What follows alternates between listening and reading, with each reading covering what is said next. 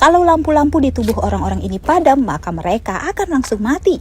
Mereka harus rutin mengganti baterainya. Tiba-tiba lampu orang yang ada di barisan paling belakang mulai redup. Pria ini panik karena baterai lampunya bermasalah. Ia berusaha memperbaiki, sementara teman-temannya hanya bisa menatap dengan tegang.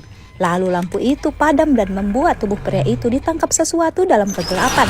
Tali yang menghubungkan tubuh mereka satu sama lain pun bergulir. Tanda tubuh pria tadi diseret dengan sangat cepat. Sayangnya, pria ini sangat lambat mencari pisaunya. Ia panik dan membuat pergerakannya malah gak karuan. Sementara tali itu semakin berputar dan akan segera habis. Saat pisau sudah di tangan pun ia tak bisa memotong talinya. Tubuhnya terseret hingga ia makin panik ingin memutus tali itu, tapi percuma saja. Sementara di baris selanjutnya ada gadis muda ini. Ia juga panik saat akan memotong tali yang menghubungkan mereka. Seberapa keras ia mencoba, ia tidak bisa juga memotongnya. Sebentar lagi ia juga akan jatuh kalau tali itu habis. Untunglah kapten rombongan cepat.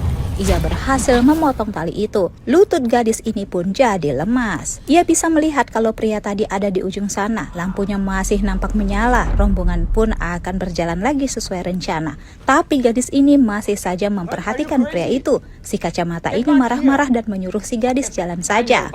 Kapten pun mengerti maksud gadis itu. Mereka akan mengambil baterai lampu milik pria itu sebagai cadangan. Kapten pun menghidupkan senter dan berjalan berbalik menuju temannya yang ada jauh di sana. Saat berjalan, ia bisa merasakan monster-monster kegelapan yang sudah mengikuti mereka sejak tadi.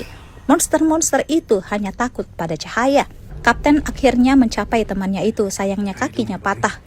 Tak banyak bicara, Kapten mengambil baterai milik temannya itu. Walau temannya berteriak, ia masih bisa berjalan. Kapten pun boleh meninggalkannya dan bilang kalau ia memang masih bisa berjalan, maka kejarlah. Saat kegelapan menyelimutinya, pria itu pun akhirnya hilang ditangkap monster.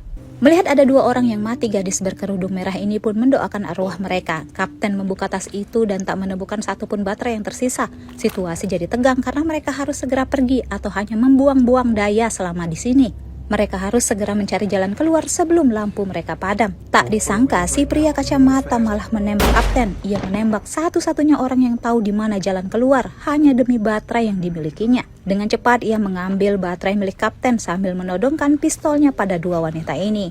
Ia juga minta keduanya untuk menyerahkan baterai milik mereka. Apakah mereka bisa selamat? Tonton part selanjutnya.